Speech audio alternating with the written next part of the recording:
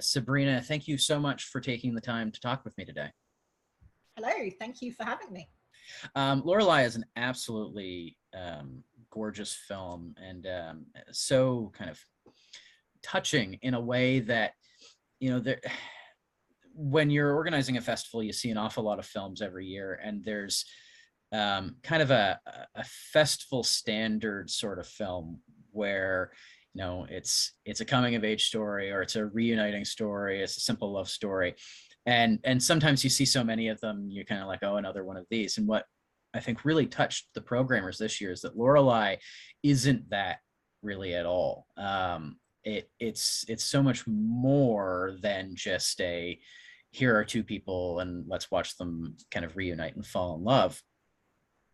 You wrote a wonderful article for Variety, in which you talked about the importance of the depiction of blue collar and low income people in film.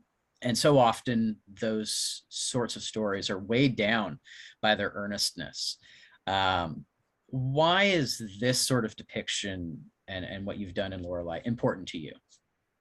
Well, I grew up in a working class blue collar family, so I feel that that's the family dynamic I understand. And having grown up in that kind of, I was a first generation high school graduate, first generation college graduate. And what I find watching films about those kinds of communities and those kinds of families is I sometimes feel that they're a little bit patronizing, that they flatten the characters out to make them kind of vessels for an issue that they, and often we're very worthy, right, for an issue that is important, but in doing so, with these very earnest and good intentions, I think sometimes the characters become too downtrodden, too mired in poverty, too mired in misery, and you don't show the life and the creativity and the resilience of these families. And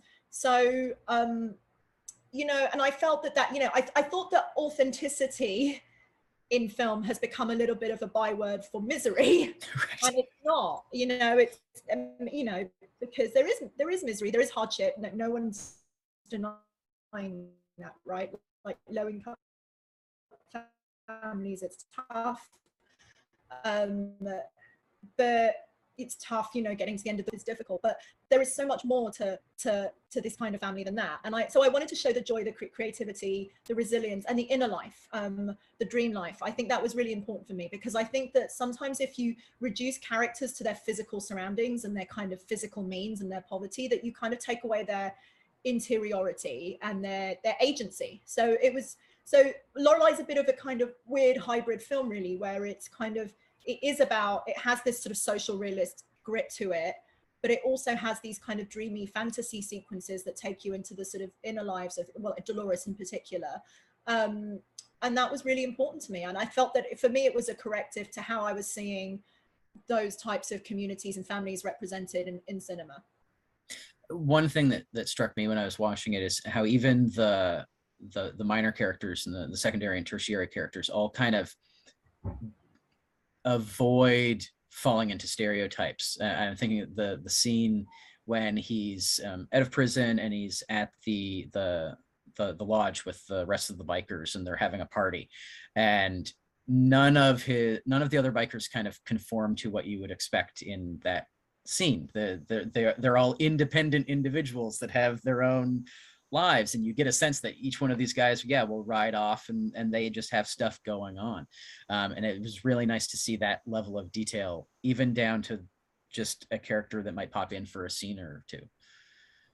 Yeah, well, those were real bikers. So all our bikers except for Kurt were just people who'd never acted before, and we did a lot of outreach into sort of local biker communities, and they're very guarded, so it's difficult to kind of befriend them. But once we befriended them, and once they trusted us, they were really incredible. I mean, they really went all out, and we befriended. Our sort of gatekeeper was a guy called Tony, who ended up being our sort of coordinator for everything transport and bike related. And Tony was incredible. He introduced us to his friends, his network, and all, that the biker party where they have that fundraiser for the child with leukemia I was so terrified that day because we didn't have the budget to pay for all these bikes, right? Like, you know, all those picture vehicles would have cost a fortune in real life. But these guys, you know, Tony said, don't worry, I'll make sure people come out for this. And I turned up that morning and I saw all this sort of glittering chrome in the sunlight and, you know, dozens and dozens and dozens of bikes and tons of bikers. And they all came out for us and kind of just because they wanted to support the movie and because they felt that, you know, they felt that we had done things the right way, that we had kind of, you know, we'd sort of taken our time and made friends. And they, you know, it was very moving because I think that they kind of massively sort of raised the production value of this film and were so generous to us. And it's kind of, I think, you know, for me, this film, you know, this is a film that I was nervous about showing it to the bikers actually, because it's sort of, you know, you think that there's a sort of unbridgeable divide between these two sort of, you know, sections of America. And, you know, I'm a sort of West Coast filmmaker, and you know, there are certain things I wanted to say with the movie, and you know, they all embraced the movie, and they loved the movie, and I was surprised. I mean, and touched, and you know, it made me think, well, maybe we have more in common than we think, you know. But in terms of the minor characters, you know, I sometimes in scripts you sometimes have secondary characters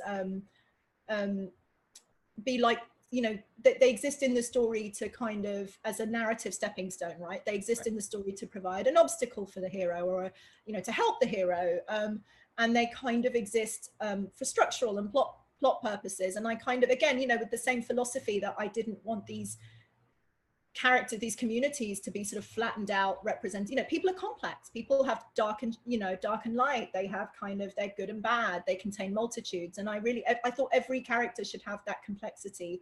And so I, you know, when I was writing it, I did a pass for every character. So I kind of, when I had the script in good enough shape, I was like, well, let me just do a pass of this screenplay where I just focused on the children and the children's arcs. And I, you know, I didn't touch anything else, but I just focused on. And so I did that for every character really.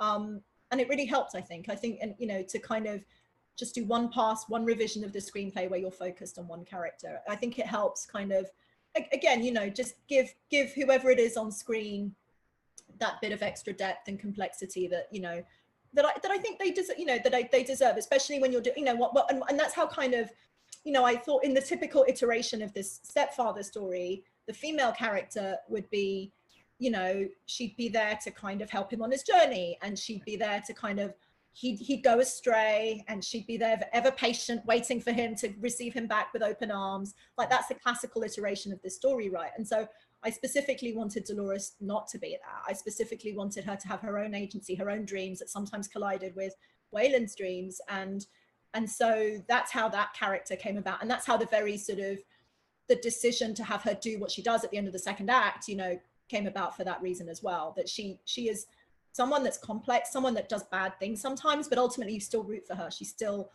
a, you know, like, you don't have to be a perfect mother to be a mother that we can root for.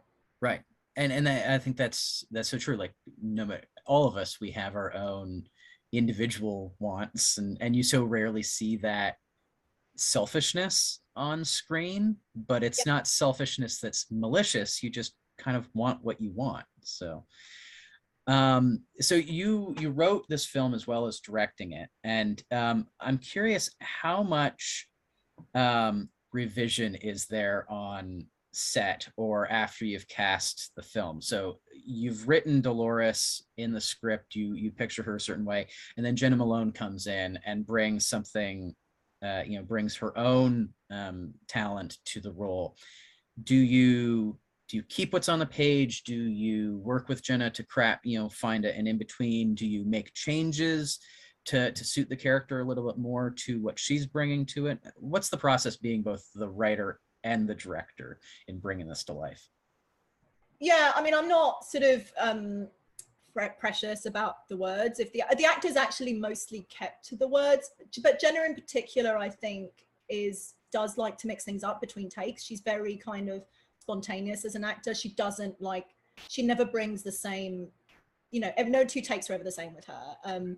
Pablo comes from a theater background and he is very rigorous and very kind of very analytical of the text, and very he is more from take to take. He he, unless you specifically sort of ask for an adjustment, he will generally, you know, be very kind of, I kind of think of him like as a rock around which the film, you know, and he is like physically that as well, like this kind of very substantial presence around which the film is built. And then Jenna's just like a hurricane that sort of swirls around. So she's very, you know, every take for her is different. And sometimes she would improvise stuff. And, you know, we mostly sort of kept to the script. But, you know, one of my favorite moments in the film is actually something that she improvised. And it's the moment where Perry the little 12-year-old girl screams at her mother, "I hate you," and Dolores screams back, and this was improvised by Jenna. She screams back, "I know," and that Jenna just felt, she only did it in one take. She did it once, and I thought it was so brilliant because I thought it was kind of heartbreaking, because it's kind of Dolores's feelings that she's not doing right by her children, that she's letting her children down, that she somehow feels that she's not been a good mother. And I think that line, that line just came out in the moment. And it's one of my favorite moments in the film. So there were a few moments like that where the actors kind of, and you know, they're both Pablo and Jenna are just incredible sort of filmmakers in their own right. Like they kind of have ideas about everything, about sort of blocking and staging and everything. So it does become a sort of evolution, and as soon as the actors get involved, and you know, like I just can't imagine having done this film without Pablo and Jenna. Like you know, it's one thing reading it on the page, but as soon as, you know, we did our first table read and it was in the mouths, you know, of these actors, you kind of get shivers and tingles down your spine, because they really put life into it. I mean, it's, you know, until an actor speaks it, you know, it's almost abstract and it's kind of theoretical, and then they bring the heart, they bring the emotion. So yeah, so it was a wonderful collaboration. It's terrific. Back to your variety piece, you spoke in that about the importance of fables and kind of filmmaking as a form of myth making. And you know, a refrain I constantly say is that movies are the quintessential 20th century form of storytelling. What is the importance of stories in your life, both before and now as a filmmaker? Yeah, I think, well, honestly, I mean, I think that stories were my salvation in life, because I was able to kind of, you know, I grew up, like I said, very kind of working class. Everyone I knew did, you know, manual, low paid jobs, including my parents. And I think I was able to kind of, I think I was able to kind of drift off into these imaginary worlds and imagine a different life and a different, and that ability to kind of, you know, shapeshift, at least in your imagination, and imagine yourself as a different person in different places. I think, to me, you know, for me, I think is what allowed me to kind of, well, maybe I can go to college, you know, maybe even though no one in my family has done it, and maybe I can make a film, you know, after college I made it, you know. And so I think stories are incredibly empowering. I think they kind of, they take us out of our sort of physical surroundings, which we have no control over. We can't help where we're born. We can't help the circumstances that we grow up in, but I think our imaginations can take us somewhere else. And so for me, you know, the stories that we tell ourselves are so much a part of who we are. The lives that we lead are the lives that everyone else sees on the outside, but also I think, you know, you'll agree that we have this inner life that is secret and personal, but it's also, that is so much a part of our experience of being alive that no one sees, you know. And I think filmmaking is kind of a way of, you know, maybe touching on that, you know, that's kind of what a film is. It's kind of an attempt to kind of turn our dreams into something that we can experience collectively with other people. It's funny, I was talking to another filmmaker in our festival this year about finding your story soulmate. And they said that when they first saw Moonlight, it touched them in a way that reminded them of the first time they fell in love. And I think that that's, you see that with people sometimes, where they'll see a, maybe it's a type of film or a specific film, and it becomes a part of them, and that's the story they want to live in and they want to experience over and over again. So I think you're absolutely right. Stories are powerful, powerful things. So Yeah, Laura, you want to become a filmmaker.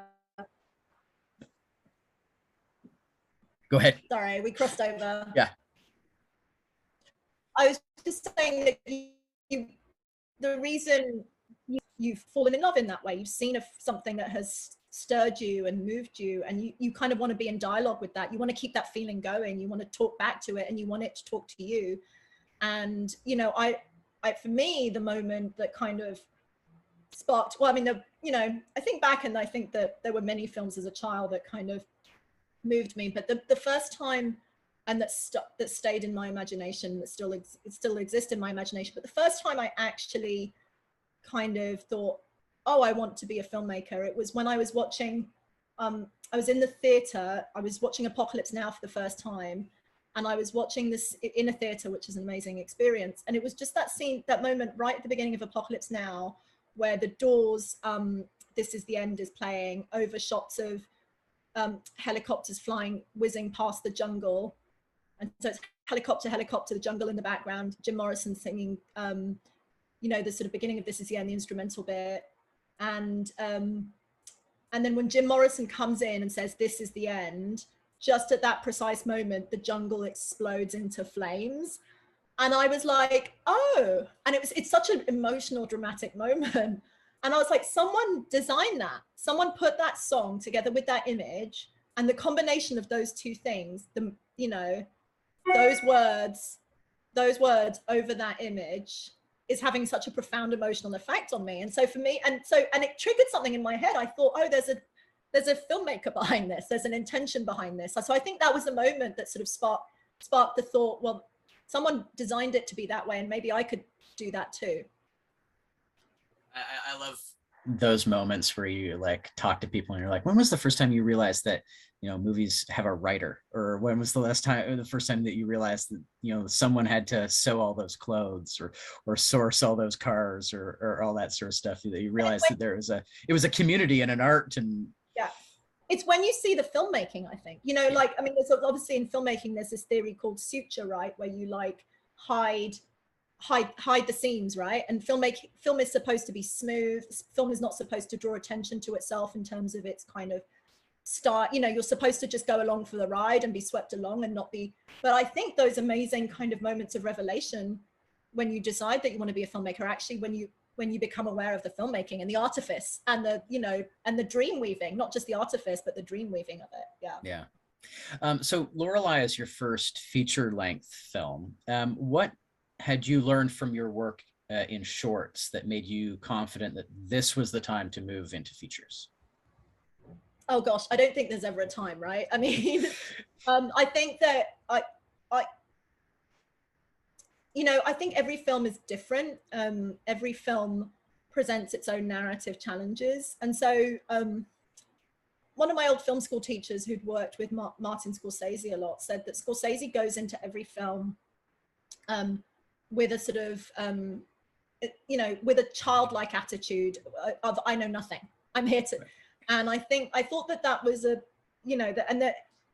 and he recounted an anecdote where Scorsese wanted to do a sort of montage where he was going from day to night to day to night. And Scorsese was like, I'm not ready to shoot this because I have to figure out if it's if that works. And I don't know if it works. And I have to really think, and I think that kind of,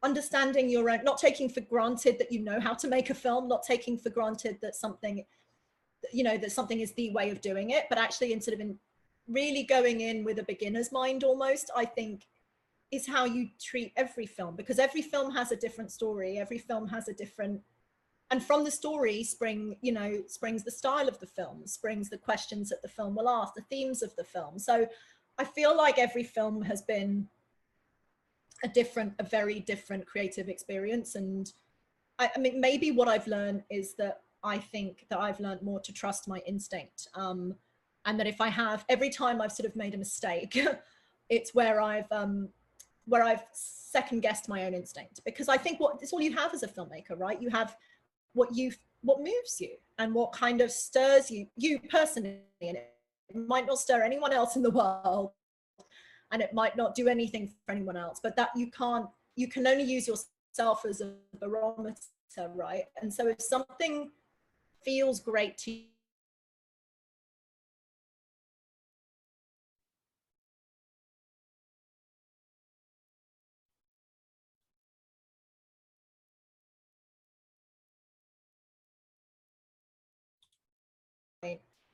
it was straight after my undergrad.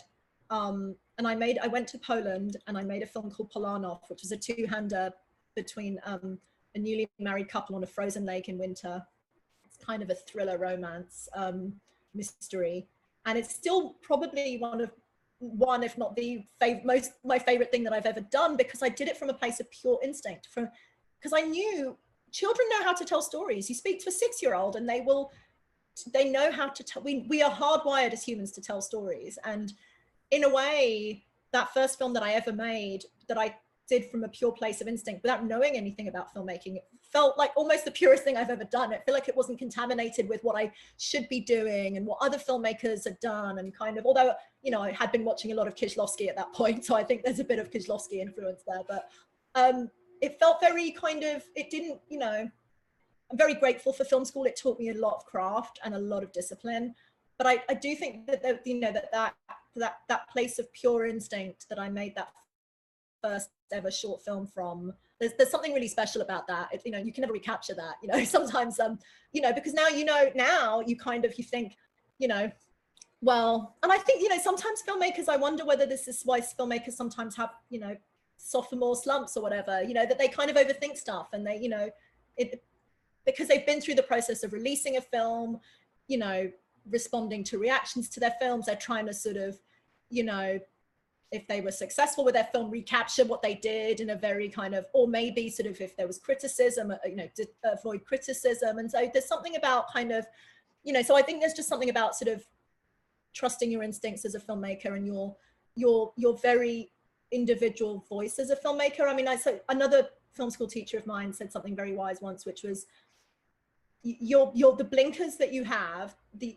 shortcomings that you have, the things that you cannot see, the blind spots that you have in your vision are the things that make you unique, because you see the world through a very particular kind of, you know, lens. And you know, maybe you're a filmmaker who just does things in beautiful, painterly, static frames, and that's how you imagine the world. But that's your style, right? Like, not every filmmaker has to sort of have amazing one-ers on Steadicam that last for 5 minutes. You know, there's a different, you know, so I think I really appreciated that, to sort of just embrace your blind spots, embrace your, you know, the things that you cannot do, because they are part of what makes you, you know, your unique makeup as a filmmaker. Yeah, it's so interesting. So all those aspects of it, of, you know, what you're bringing to it as an artist, how the audience is reacting to it as a piece of art, if that informs what you do next, how it changes your style, if it changes your style. Are you interested in exploring other genres? Do you take genre into consideration when you're sitting down to conceive of a project, or are you just interested in seeing where the story takes you? No, I like genre, and you know, Lorelei, because of the subject matter, and because of how the funding came about for Lorelei, I was basically approached by a wonderful, you know, sort of fairy godfather financier who said, "I'll fund your first movie, but can it be a movie about a stepfather? Because I was a stepfather in my life, and I raised 4 children who were not my biological children, and it was the hardest thing I've ever done, but also the most rewarding thing I've ever done. And I feel that kind of picture of an American male and all-American family that is not a traditional family isn't seen that much in movies, and I would really like to see that in a movie. So the kind of condition of the financing was that it would be a film that would have a central character, as the central character, a stepfather. So it kind of, by the very nature of what it was intended to be, it had to be a drama almost. But a lot of my other projects are genre projects. I mean, I'm sort of fascinated by, and I'm, you know, but genre projects that kind of have the sort of emotional complexity of drama. So I really like science fiction. I really like horror. I really like thrillers. So a lot of my other sort of future projects are kind of in that vein, because I like the kind of, I like, you know, this, I think there's a sort of pleasure in kind of having a sort of viewerly pleasure in kind of having these expectations of, you know, when you go into a genre film, you have certain expectations of what you're, you know, what you're going to get. And I think what is great about the best genre films, the best horrors, the best sci-fis, is that they kind of give you a little bit of what you want, and you have that sort of dopamine hit almost, and then they sort of take it in and spin it in a surprising new direction. And so you kind of so you have the sort of pleasure, but then your sort of world expands a little bit as well. So that's kind of, those are my favorite types of films, like elevated genre films. And I think maybe for the next one, that's what I'm thinking about. I'm a huge fan of genre, just because it seems like writers are a little bit more willing to play with metaphor and visual metaphor and storytelling when they're in a sandbox where, as you say, you can kind of play with the tropes. You know, it's a Western, but it's really this, or it's a science fiction, but it's really this. And going back to your idea of, you know, fables and storytelling, and that being able to play with the fables of a genre, that's a lot of fun. So that's exciting, and we'd really like to take a look at what your next project when it's available. Sabrina, this has been absolutely wonderful speaking with you today. Lorelei, as I said, it's an absolutely wonderful film, and I hope that our audience loves it just as much as we did here at the festival. It will be our in-person festival opener on May the 11th at 7 p.m. Sabrina, thank you again. Thank you so much.